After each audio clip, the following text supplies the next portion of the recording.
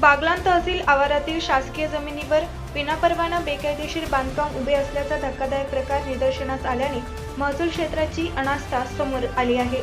सटाणा तहसील आवारात असलेल्या तलाठी कार्यालयाच्या अगदी समोर मुद्रांक विक्रेता व दस्तलेखक कक्ष सटाणा या नावाने पक्क्या भिंतीचे पत्र्याचे छप्पर असलेले बांधकाम हे अनेक वर्षापासून उभे असून याकडे प्रशासनाचे दुर्लक्ष तसेच मूकसंमती असल्याचे दिसून आले आहे।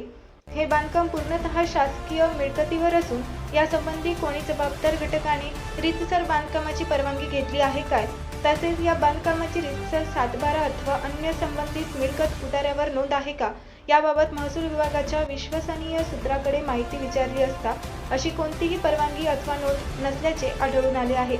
या वस्तूचे कायदेशीर महसूल प्रशासनासोबत भाडेपट्टा झाला आहे काय किंवा काही कर आकारला जातो काय, अशी विचारणा महसूल प्रशासनाकडे केली असता त्याबाबत कुठलाही कर किंवा भाडे करार नसल्याचे त्यांच्याकडून सांगण्यात आले आहे।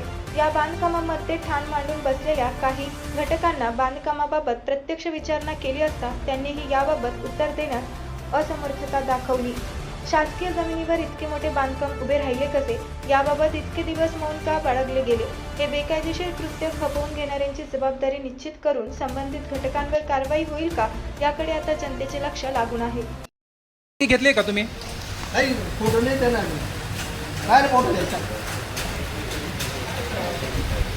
मला सांगा सर, हे जे बांधकाम झालेलं आहे याची तुमची रीतसर परवानगी आहे का? आम्ही तहसीलच्या आवारामध्ये आहोत, तहसीलदार हे जे बांधकाम झालेलं आहे हे तुम्ही विकत घेतलेले आहे का, त्याची परवानगी झालेली आहे का? काही संबंधित नाही. आम्ही 4 दिवसांनी निघून आमचं काही संबंध नाही. परवानगी